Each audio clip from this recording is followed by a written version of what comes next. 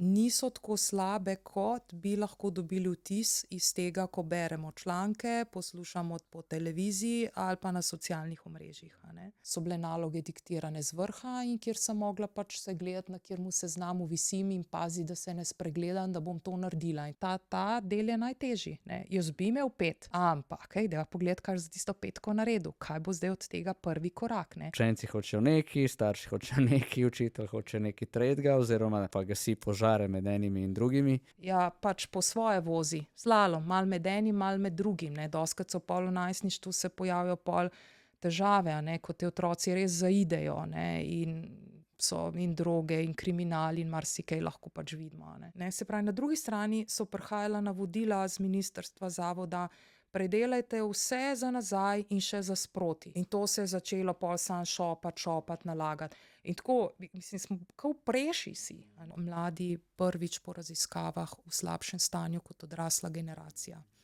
Če rečem čisto direktna izjava je, če podjetniki ne bojo vlagali v šolo, bodo pač zaposlovali idiote.